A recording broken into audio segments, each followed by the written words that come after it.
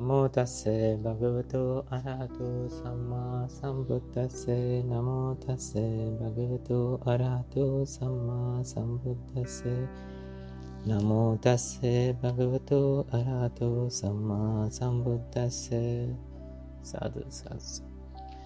අපි දැන් මෙච්චර කල් කතා කරගෙන හිටියේ බද්දේක රත සූත්‍රයේ සම්බන්ධ ඒ කාරණාව.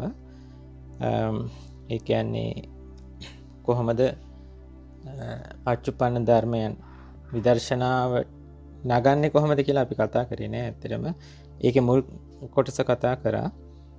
අපි දැන් අද මම කල්පනා කරා දැන් අපිට ඕනේ සෝතාපන්න තත්ත්වයටපත් වෙන්නනේ. ඒකට උදව් වෙන විදිහට මේ බද්දේක රත සූත්‍රයට මේ අන්තිමට සම්බන්ධ වෙනවා. නමුත් වෙන විදිහකට පටන් ගන්න කියලා කල්පනා කරේ. මේකේ අපි දැන් ඔයාලා දන්න බාහ්‍ය සූත්‍රය. බාහ්‍ය සූත්‍රය කියන්නේ අපි මේ අර බාහ්‍ය දාරුචිරි සම්බන්ධයක නෙමෙයි වෙන සූත්‍රයක් තියෙනවා බාහ්‍ය සූත්‍රයේ. ඒකෙදී බාහ්‍ය ස්වාමීන් වහන්සේ ඇවිල්ලා බුදුරජාණන් වහන්සේගෙන් ඉල්ලා සිටිනවා මේ ධර්මය දේශනා කරන්න පුහුණු කරන්න කියලා. එතකොට බුදුරජාණන් වහන්සේ බාහ්‍ය ස්වාමීන් වහන්සේට කියන්නේ එහෙනම් බාහ්‍ය නුඹ කුසල ධර්මයන්හි මුලම පිරිසිදු කරන්න කියලා. එතන බුදුරජාණන් වහන්සේ කුසල ධර්මයන්ගේ මුල මොකක්ද කියලා පෙන්නලා දෙනවා. සීලංච සවිසුද්ධං දිට්ඨිච්ච උජුකා. ඒක තමයි කුසල ධර්මයන්ගේ මුලම කියලා. ඒ කියන්නේ ඒකේ තේරුම පිරිසිදු වූ සීලය සහ ඍජු වූ දෘෂ්ටිය. ඒ කියන්නේ අපි කරගන්න ඕනේ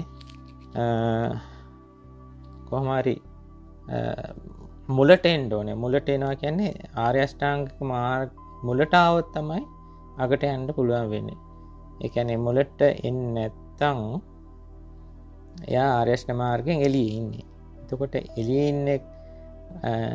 ඉන්නේ කෙනෙක් කවදාවත් අගට එයි කියලා හිතන්න බෑනේ. එහෙම වෙන්නේ නැහැ. එහෙනම් මුලට ආව කෙනා කවදා හරි අගට යනවා. ඒ කෙලවරට යනවා. එතකොට මේකේ භාග්‍යවතුන් වහන්සේ පැහැදිලිව පෙන්ලා දෙනවා තස්මාතිහ ත්වයන් බාහ්‍ය ආදිමේය විසෝදේහි කුසලේසු ධම්මේසු කොචාදි කුසලානං ධම්මාන. ඒකට තමයි කියන්නේ සීලංච සවිසුද්ධං දිට්ඨිංච උජ්ජක. එසේනම් බාහ්‍ය නුඹ කුසල ධර්මයන්හි මුලම පිරිසිදු කරන්න. කුසල ධර්මයන්ගේ මුල කවරේද?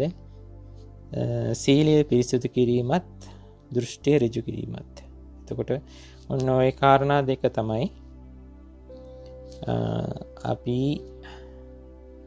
අපි කරන්න ඕනේ. එතකොට දැන් මේ කාරණා දෙක එන මේකේ විශේෂ වචනයක් තියෙනවා. සීලය පිරිසිදු කරන්න ඕනේ, දෘෂ්ටිය ඍජු කරන්න ඕනේ කියලා නේද? ඒ කියන්නේ දෘෂ්ටිය මොකක් වෙලා තියෙන්නේ? ඇද වෙලා තියෙන්නේ. ඒ ඇද එතකොට ඒක ක්‍රමයෙන් අර දක්ෂ අර වඩුවෙක් මේ හීයක ඇදාරිනවා වගේ ක්‍රමයෙන් ඇදාරින්න ඕනේ. ඇදාරින්න තියෙන උපක්‍රම දෙකයි තියෙන්නේ. එකක් තමයි සද්ධර්ම ශ්‍රවණය, අනිත් එක යෝනිසෝ මනසිකාරය. එතකොට මේ දෙක දිගටම පවත්වාගෙන ගියාම අකණ්ඩව කියන්නේ හැම තප්පරෙම නෙමෙයි. හැමදාම වගේ දිගටම පවත්වාගෙන ගියාම මේ දෘෂ්ටිය කියන එක ටික ටික ඍජු වෙනවා. සීලය පිරිසිදු කර ගැනීම ඒ විදිහමයි. දැන් ඕක අපි පොඩ්ඩක් ගැඹුරට බලමු.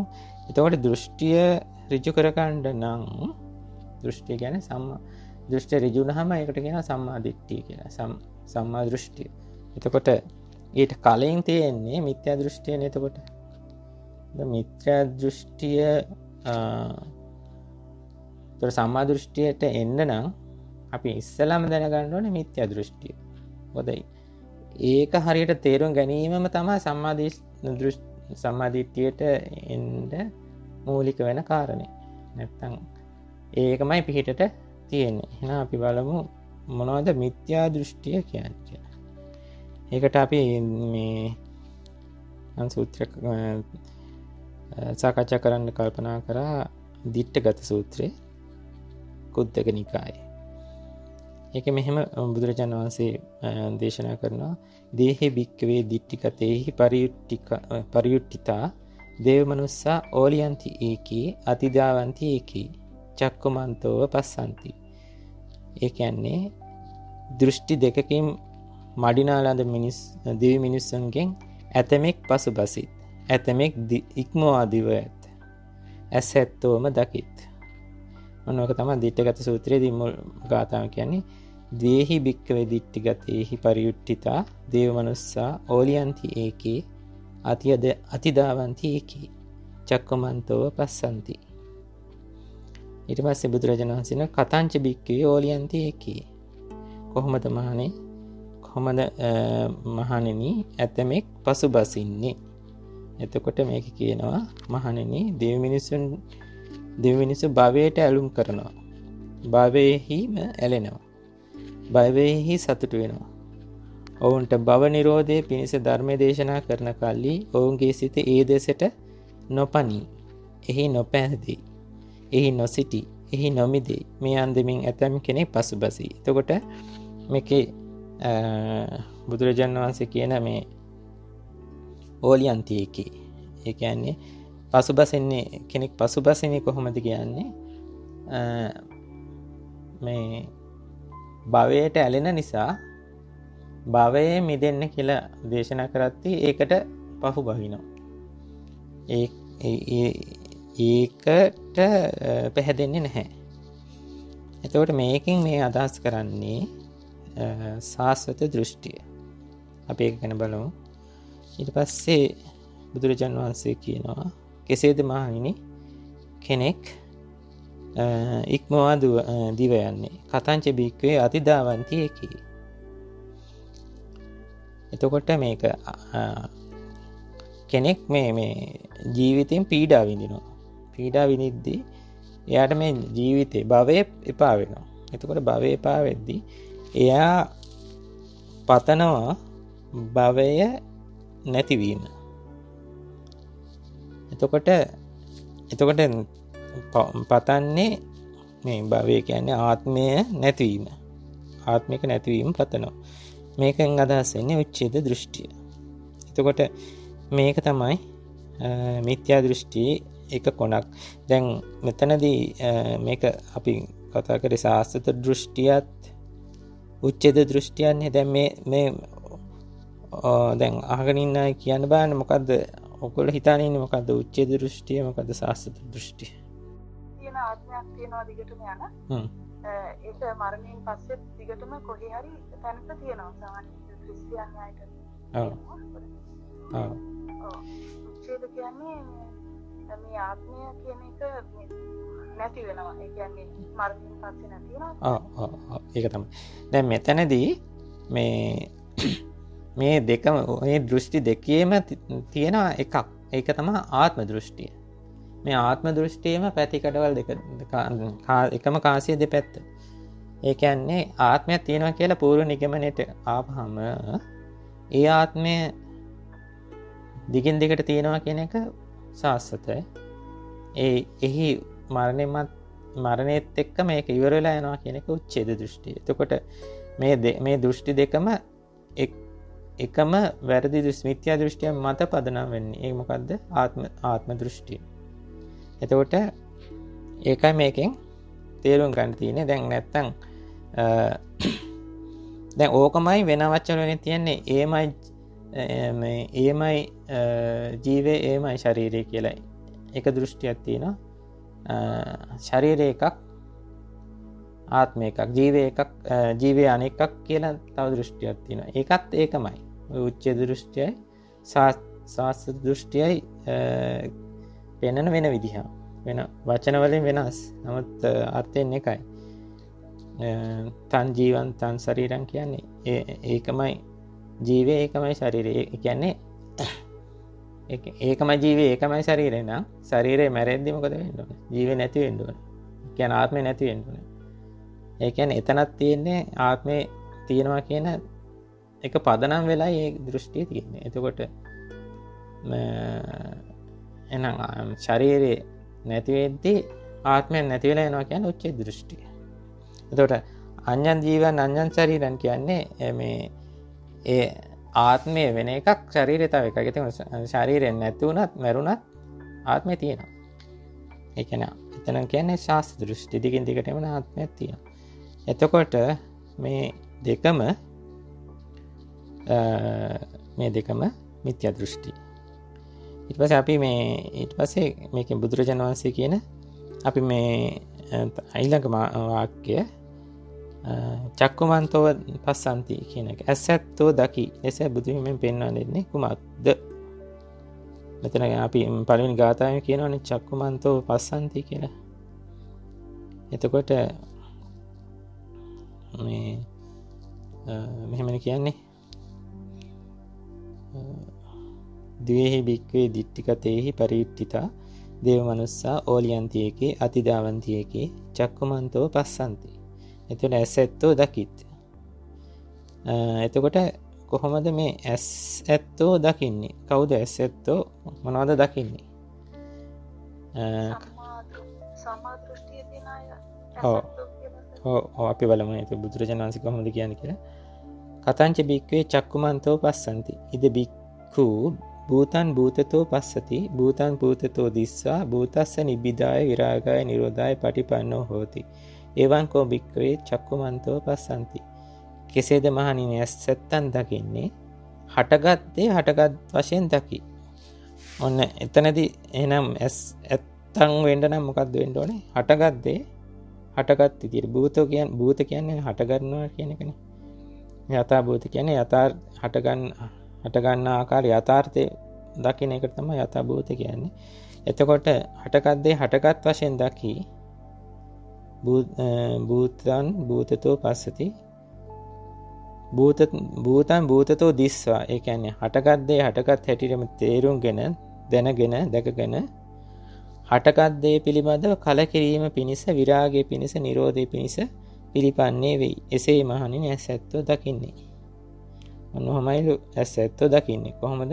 හටගත් දේ හටගත් විදිහටම දකින්න ඕනේ. එතකොට මේ අපි බලමු මොනවද මේ හට ගන්න දේවල් කියලා.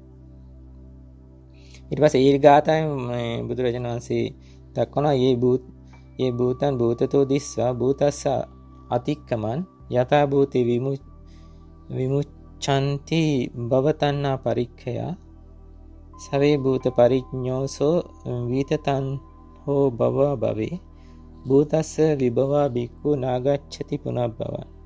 ඒ කියන්නේ යම් කෙනෙක් හටගත් දේ වශයෙන්ම දැනගෙන හටගත් දේ ඉක්මන ආකාරයක් දැනගන්නවා. එහෙම කරද්දී මොකද වෙන්නේ? භව තණ්හාව ෂය වෙනවා. එතකොට යථා භූතේ මිදෙනවා. යථා භූතේ කියන්නේ මෙතන නිවනේ මිදෙද්ද ඒ භූත tattය ගැන පුළුල් ඥානයක් ඇති පුද්ගලයා භව විභව පිළිබඳ තෘෂ්ණාව නැත්තේ භූත tattය ගැන නැති කිරීමෙන් නැවත භවයකට නොයි. දැන් එතකොට යථා භූතේ මිදෙන්න නම් මොකක්ද වෙන්න ඕනේ? වෙන්න ඕනේ මේ හටගත් දේ වශයෙන්ම දැනගන්නත් ඕනේ. ඊට පස්සේ හටගත් දේ ඉක්මවන ආකාරයක් දැක ගන්න ඕනේ. එතකොට තමයි යථා භූතෙහි මිදෙන්නේ. එහෙම වුණොත් තමයි නැවත භවයකට නොවෙන්නේ. එතකොට අපිට මේක දැන් ඒක ගැන අපි තවදුරටත් බලනවා නම් කච්චානගත සූත්‍රයේදී මේ කච්චානගත ස්වාමීන් වහන්සේ අහනවානේ මොකද්ද සම්මාදිට්ඨිය කියලා. එතකොට එතනදී බුදුරජාණන් වහන්සේ පටන් ගන්නේ කච්චාන මේ ලෝකයා අන්ත දෙකක්. ඒ කියන්නේ ලෝකයා දෙකක් බෙහෙවින් ඇසුරු කරන්නේ. දෙකක්. ද්වයන් නිසිතෝ කෝයන් කච්චායන ලෝකේ යේබු යේන අත්තිතං චේව නතිතංච. ඒ කියන්නේ කච්චායන මේ ලෝකයා දෙකක් ඇසුරු කරයි. ඔන්න ඔය කතාව හරිම වැදගත්. මේ දෙක හැමතිස්සෙම මිත්‍යා දෘෂ්ටි ඉන්නේ දෙකක් ඕනේ මේ පටිච්චසමුපාදෙත් පටන් ගන්න. හැමතිස්සෙම දෙකක් ඕනේ. දැන් මෙතනදී කච්චායනගත සූත්‍රයේදී බුදුරජාණන් වහන්සේ එතනදී පෙන්වන්නේ මේ අස්තිත්වයයි නාස්තිත්වයයි කියන්නේ උච්ච දෘෂ්ටියයි සාස්ත්‍ර දෘෂ්ටියයි තමයි එතන දෙක. ඒ වගේම තවත් මේ දෙකක් ඇසුරු කිරීම ගැන නොඑක් විදිහට බුදුරජාණන් වහන්සේ පෙන්වලා දීලා තියෙනවා. අපි උදාහරණයක් විදිහට ගමු ද්වයන් සූත්‍රය. ද්වයන් කෝ භික්ඛවේ දේසිස්සාමි තං සුනාත කිංචි භික්ඛවේ ද්වයන් චක්කුංචේව රූපාච සෝතංචේව සද්දාච. එතකොට මේ දෙකක් තියෙනවා. මොකද්ද? ඇසත් රූපයත්. හැමතිස්සෙම දෙකක් ඕනේ. දෙකක් තිබුණොත් තමයි මොකද්ද වෙන්නේ? මේ දෘෂ්ටි වලට අහු වෙලා යන්නේ. දෙකක් තිබුණොත්. ඔක හොඳට මතක තියාගන්න. මේක මොකක් තැන්වල කියවෙන්නේ නැති කතාවක්. ඊට පස්සේ ද්විතීය ද්වයන් සූත්‍රයේ සංයුත්ත නිකාය 4 තියෙනවා ද්වයන් භික්ඛවේ පටිච්ච විඥානං සම්භෝති. මහණෙනි දෙකක් නිසා විඥානය හටගන්නවා. කතංච භික්ඛවේ ද්වයන් පටිච්ච විඥානං සම්භෝති. ඒ කියන්නේ මොකද්ද මහන්නේ මේ දෙකක් නිසා විඥානය හට ගැනීම? චක්කුංච පටිච්ච රූපේච උප්පජ්ජති චක්කු විඥාන. අසත් රූපයත් නිසා චක්කු විඥානය හටගන්නවා. එතකොට එතන පැහැදිලි මොකද්ද මේ දෙක නිසා වෙන දේ කියලා? විඥානය හට ගැනීම තමයි මේ දෙක නිසා වෙන්නේ. එහෙනම් විඥානය පනවන්න අනිවාර්යයෙන්ම තියෙන්න ඕනේ දෙකක් වෙන අදහස. ද්වයන්. මේ දෙකක් නැත්තම් එතන මේ පටිච්චසමුපාදය පැන වෙන්නේ නැහැ. එතකොට මොනවද මේ ඕන කරන දෙක?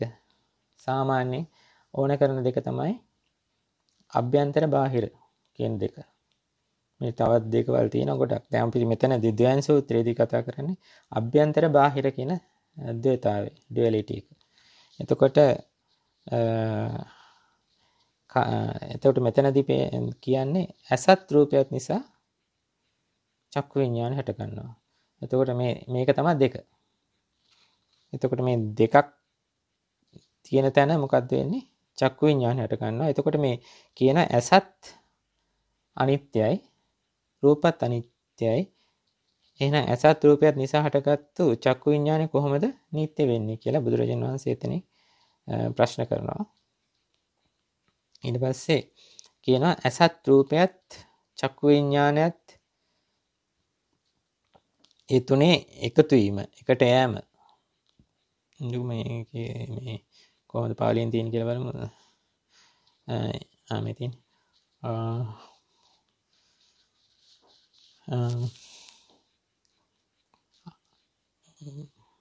චක්කුයින් පුතේන යකෝ බික්වි ඉමේසන් තින්නන් ධම්මානං සංගති සන්නිපාතෝ සමවායෝ අයන් උච්චති චක්කු සම්පස්සෝ. මේ ධර්මතා තුනේ එකට යාම, එක්වීම චක්කු සම්පස්සේ. එතකොට චක්කු සම්පස්සේ කොහොමද? අර තුනම අනිත්‍ය නම් කොහොමද චක්කු සම්පස්සේ නිට්ටය වෙන්නේ කියලා අහනවා. එතකොට අපිට තේරුම් ගන්න තියෙන්නේ අපි දැන් ගලපා ගන්න පුළුවන් අපිට අර කලින් කතා කරපු එක. දැන් අපි මෙතන කාරණා දෙකක්, ඒ කියන්නේ මට්ටම් දෙකක් ගැන කතා කරනවා. එකක් තමයි දැන් අපි ගිය සවාරේ කතා කරා, මතකද දන්නේ මේ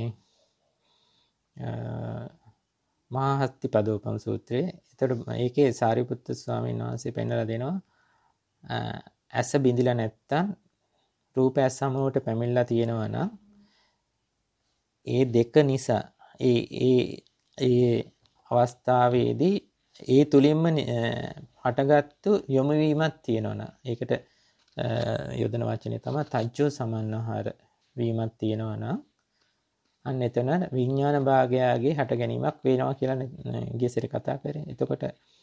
එතකොට විඥානේ හටගත්තාම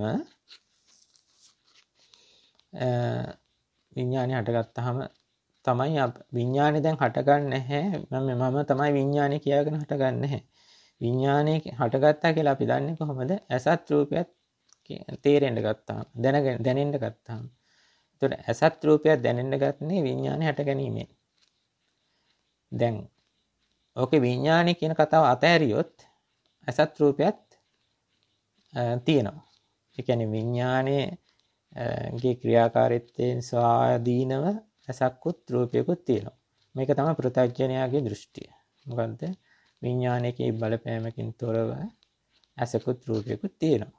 තියෙනවා කියනකොටම මොකද්ද වෙන්නේ? ඒක නිට්ටයයි. නිට්ටය සංඥාවට අහු වෙලා. එතකොට ඒ කියන්නේ ඒක දැන් එතකොට තියෙනවා කිව්වහම මේක හදලා අරන් තියෙනවා දැන්. මේ අනේ හදලා ගත්ත එකට තමයි කියන්නේ සංකතය කියලා. එතකොට දැන් මේ සංකත බව තියෙනවා දැන්. මෙතන මේ ඇසත් රූපයක් තියෙනවා හැමදාම. ඒකේ අඩුපැඩු මේ ඒක ඇස එහෙම නාකි වෙලා මැරලා යන එක වෙනම කතාවක්. ඒක ඉතින් කවුරුත් දන්නවා. නමුත් මේ ඇස රූපයක් තියෙනවා. දැන් අමතක කරේ මොකද්ද? විඥානේ. විඥානේ ක්‍රියාකාරීත්වය අමතක කරලා තමයි කතා කරන්නේ. ඇසත් රූපයක් තියෙනවා. මේකම තමයි මජ්ජේ සූත්‍රය කියන්නේ. ඇස ඒකාන්තයක්, රූපය අනිත්‍යන්තය කියලා. එතකොට බාහිර ආයතන ඒකාන්තයක්, අභ්‍යන්තර ආයතන අනිත්‍යන්තය. මේ අන්තවල තමයි කවුද ඉන්නේ? පෘථග්ජනයා. එතකොට අන්තවල පෘථග්ජනයා ඉන්නකොට ඒ පෘථග්ජනයාට ඒක පරම සත්‍ය. ඒක තමයි ඇත්ත. ඇස තියෙනවා, රූප තියෙනවා. එතකොට මොකද වෙන්නේ? ඇස තියෙනවා, රූප තියෙනවා. යම් වෙලාවක මොකද වෙන්නේ? රූප ඇවිල්ලා ඇසේ ගැටෙනවා. එතකොට මොකද වෙන්නේ? ඔන්න එතන කරුණු තුනක් තියෙනවා නේද? ඇස තියෙනවා, රූප තියෙනවා. එතකොට මෙතන පරතරයක් තියෙනවානේ. පරතරයක් තිබුණොත් තමයි ගැටෙන්න දෙයක් තියෙන්නේ. එතකොට මෙන්න දැන් තුනක් එකතු වෙලා තියෙනවා. ඒක තමයි ස්පර්ශය.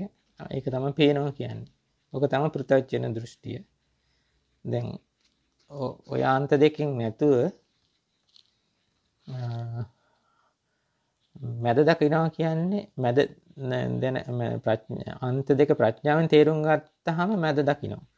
ඒකට අන්ත දෙක ප්‍රඥාවෙන් තේරුම් ගන්න විඥානයේ ක්‍රියාකාරීත්වය තේරුම් ගත්තාම ඒක තේරුම් ගන්න කෙනාට තමයි කියන්නේ සීක ශ්‍රාවකයා කියලා. ඒතර මැදත් නොතැවරි ඉන්න කෙනාට මැද නොඇලී ඉන්න කෙනාට තමයි කියන්නේ අසීක ශ්‍රාවකයා කියලා. එතකොට මේ දැන් අවිද්‍යාවෙන් මොකද කරන්නේ? මේ මැද පෙන්වන්නේ. ඒකම තමයි අවිද්‍යාව මෙතන තියෙන.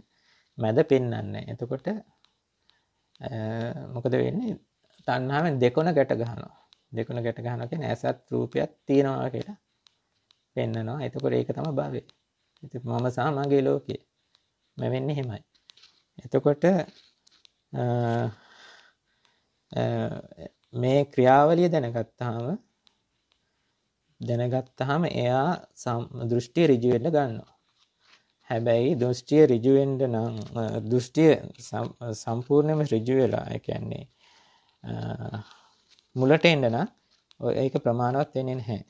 ඒකට හේතුව තව කාරණයක් වෙන්න ඕනේ කියන එක තමයි බුදුරජාණන් වහන්සේ උගන්වන්නේ. ඒක තමයි මතකද දන්නේ ඔයාලට මොකද්ද මේ මොකද්ද අර අතවෙනි සූත්‍රයේදී පෙන්වන්නේ දෙක. පළවෙනියට මෙන්නේ සීල විසුද්ධිය නේද? සීල විසුද්ධියෙන් චිත්ත විසුද්ධියට, චිත්ත විසුද්ධියෙන් දෘෂ්ටි විසුද්ධියට. එතකොට දෘෂ්ටි විසුද්ධිය එන්න කලින් දෙකක් එන්න වෙනවා. මොකද්ද? සීල විසුද්ධිය, චිත්ත විසුද්ධිය. එතකොට ඒ දෙක එක දෘෂ්ටි ඍජු වෙද්දී තමයි දිට්ඨි විසුද්ධියට එන්නේ. නැත්තම් අර මුල් දෙක නැතුව එන්නේ නැහැ. ඒකයි එතකොට වෙන්නේ මුල් දෙක නැතුව වුණොත් වෙන්නේ මෙයා ආයත් සැරයක් සම්මා දිට්ඨිය දෘෂ්ටියක් කරගන්නවා. ඒක තේරුණාද දන්නේ මේකම තියෙනවා සබ්බාසව සූත්‍රයේ මම බලන්න ආයි කියවලා පස්සේ බලන්නකො මේ සබ්බාසව සූත්‍රයේ මේක පැහැදිලි කරනවා. අර දාර්ශනික ප්‍රහාණය කර යුතු ආශ්‍රව යටතේ පැහැදිලි කරනවා ඔක. මේ ඒ කියන්නේ දැන් සමහර අය කියන දැන් අපි කලින් කතා කරන්නේ දැන් ආත්මයක් ඇතයි කියලා පූර්ව නිගමනයකින් තමයි මේ සාස්වත දෘෂ්ටිය තුච්ඡිත දෘෂ්ටිය ඇති වෙන්නේ. එතකොට ආත්ම දෘෂ්ටිය කියන එක වැරදි බව තේරුම් ගන්නවා සම්මාදිට්ඨියට එන එක්කෙනා. හැබැයි ඒක තර්කෙනුත් ඕක ගන්න පුළුවන්. තර්කෙන් ගත්තාම එතකොට තමයි අර Facebook එකේ එහෙම මේ තර්ක කරන්නේ ආත්මය තියෙනවද නැද්ද ආදි වශයෙන්. ඒ කියන්නේ එතකොට වෙන්නේ එයා ආත්මේ ඉඳගෙනම ආත්මය නැහැ කියලා කියනවා. ඒ කියන්නේ ප්‍රත්‍යක්ෂ නැහැ. ආත්මේ ඉඳගෙන ආත්මයක් නැහැ කියලා. මේක තමයි ආත්මයව ඉඳගෙන අනාත්මය දකිනවා කියලා බුදුරජාණන් වහන්සේ කියන්නේ. ආත්මයව ඉඳගෙනම අනාත්මය දකිනවා. මේක ඇත්තමයි සත්‍යයි කියලාම හිතෙන්නේ කියලා. එතකොට මේක තර්කයෙන් නෙමෙයි යන්නේ. තර්කයෙන් නෙමෙයි යන්නේ. මේකට ඕනේ වෙන්නේ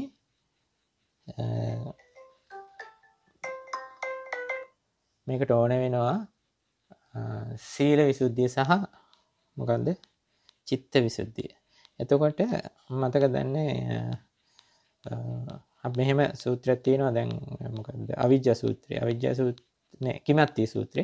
කිමත්ති සූත්‍රයේදී ආනන්ද ස්වාමීන් වහන්සේ බුදුරජාණන් වහන්සේගෙන් අහනවා කුසල සීලය කුමක් සඳහාද කියලා. එතකොට කුසල සීලය කුමක් සඳහාද කියන තැනදී බුදුරජාණන් වහන්සේ කියන්නේ කුසල සීලයේ විපිලිසිරි බව නැතිවීම පිණිසයි කියලා. එතකොට අහන විපිලිසිරි භාවය නැතිවීම කුමක් සඳහාද? ඒකට උත්තරයේ බුදුරජාණන් වහන්සේ කියන්නේ ඒක ප්‍රමුදිත භාවයේ සඳහායි කියලා. ඊට පස්සේ අහන ප්‍රමුදිත භාවයේ කුමක් සඳහාද? ප්‍රමුදිත භාවයේ ප්‍රීතිය සඳහායි කියනවා. එතකොට ප්‍රීතිය කුමක් සඳහාද? ප්‍රීතිය පස්සද්ධිය සඳහායි. පස්සද්ධිය කුමක් සඳහාද? පස්සද්ධිය සැපේ සඳහායි. කායික මානසික සැපේ සඳහායි. සැපේ කුමක් සඳහාද? සැපේ සමාධිය සඳහායි. එතකොට සමාධිය කුමක් සඳහාද? සමාධිය යථාභූත ඥාන දර්ශනය සඳහායි. යථාභූත ඥාන දර්ශනය නිබ්බිදා ප්‍රඥාව සඳහායි. නිබ්බිදා ප්‍රඥාව මොකක් සඳහාද? ඒක විරාගයත් නිරෝධයත් සඳහායි. ඒ දැනුම මොනවට විරාගය නිරෝධය දැනුම නෙමෙයි. විරාගය නිරෝධය යථාභූත නෙමෙයි. විමුක්ති ඥාන දර්ශනය සඳහායි. එතකොට මෙතන ඥාන දර්ශන දෙකක් තියෙනවා. එකක් තමයි යථාභූත ඥාන දර්ශනය. ඒක නිබ්බිදාවට හේතු වෙනවා. ඊට පස්සේ නිරෝධය හේතු වෙනවා විමුක්ති ඥාන දර්ශනයට. ඔන්න එතකොට මේ කුසල සීලය මොකද්ද කියන ප්‍රශ්නේනේ දැන් ඊළඟට එන්නේ. එහෙනම් කුසල සීලය කියන්නේ පොඩි එකක් වෙන්න බෑනේ. ඒතර කුසල සීලය කුමක් සඳහාද? කුසල සීලය විපිලිසර භාවය නැතිවීම සඳහානේ. එතකොට කුසල සීලයෙන් විපිලිසර භාවය නැති වෙලා ප්‍රමුදිත භාවය ඇති වෙන්න ඕනේ. ඒකට අපි දැන් සීලය කිව්වම අපි සාමාන්‍යයෙන් හිතාගන්නේ මොකද්ද? සිල්පද ටිකනේ. ඒක විතරක් නෙමෙයි සීලය කියන්නේ. සීලය කියන්නේ බුදුරජාණන් වහන්සේ උගන්වලා තියෙන චතුපාරිශුද්ධ සීලය කියලා. අපි දැන් සේරම මෙතන චතුපාරිශුද්ධ සීලය කතා කරන්න යන්නේ නැහැ. නමුත්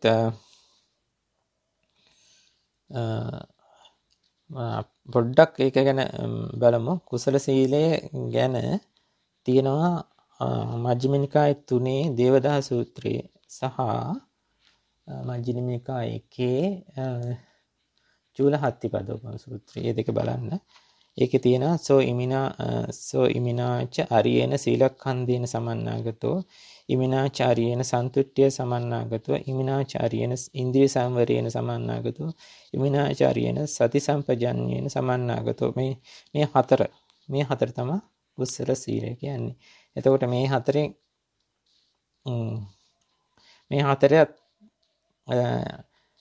ප්‍රගුණ වෙද්දි තමයි අර මොකද බුදුරජාණන් වහන්සේ බාහ්‍ය සූත්‍රයේ දක්වපු මුල පිරිසුදු වෙන්නේ. මොකද්ද?